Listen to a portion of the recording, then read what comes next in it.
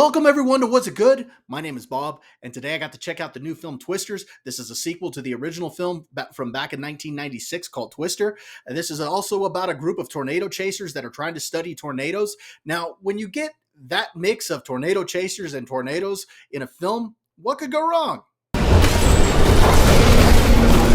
Apparently a lot. Now, before we get into the review, I do want to let you know that this is going to be spoiler free. So if you haven't seen the movie yet, you don't need to worry about any major spoilers. Now, if you have seen it, I'd like to know what you thought about it. Why don't you go ahead and share your comments in the comment section below? Let me know what you thought about the film overall. Did you like it? Or were you looking forward to a sequel to the original film? Did you like the original film? I'd really like to know your thoughts on this one.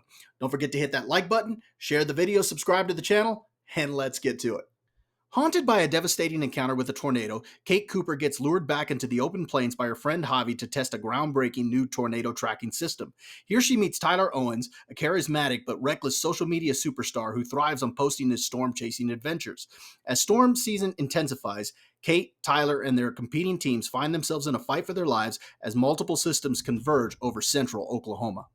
Now, as I said before, this is a sequel from the original film from back in 1996. And being that it's been so long since the last film came out and none of the original actors or characters are back, I was wondering, was this thing going to be any good? And I'm surprised to say there's actually a lot that I liked about it. First off, I think this movie's a lot of fun. It's exactly what you would want in a summer movie. It's got a premise that really doesn't take itself too seriously, and yet at the same time, it doesn't ignore the fact that these storms can be very dangerous. And you've got these wacky group of characters that are going on these tornado chasing adventures, and it's a lot of fun to get into the adventure with them. And like I said, the story really doesn't take itself too seriously, and it's a lot of fun to be in this world.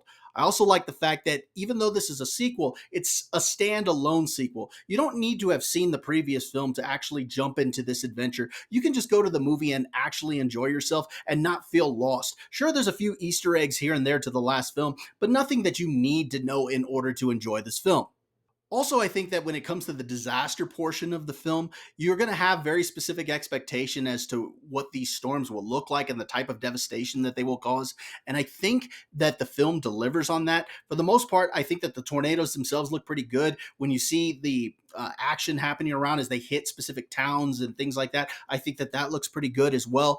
And the storms feel very real. They feel dangerous. As when you're seeing these characters chasing after them, you actually feel fear for the characters because you don't know if they're going to make it out of specific situations or not, especially with the way that the film starts. It establishes how dangerous these things can be. And I appreciated that about the movie, that even though you're going on this crazy adventure with these characters, it does feel very real, and the CGI for the most part looks pretty good. As I said before, several of the characters are wacky and they're just plain fun to be around. Glenn Powell plays Tyler Owens. He's the tornado wrangler who runs this YouTube channel, and he's got this team of crazy characters that they're out chasing these storms, and it's being documented by this reporter, and they're just having a good time doing it. And the actor does a really good job of in this role because the character is very charismatic and reckless, and I think the actor has the screen presence in order to pull it off. He does a really good job. Daisy Edgar Jones, she plays Kate, and you really understand her motivations and you feel for her character as to why she's hesitant to get back into tornado chasing. And I thought that she did a really good job in the role, and I enjoyed watching her on screen. Anthony Ramos plays Javi. He's the one who helps bring Kate back into the fold. And I think he also does a really good job as you understand his motivations and why he's making the choices that he does. Overall, I think the acting performances were pretty good, and several of the supporting characters all did a great job as well.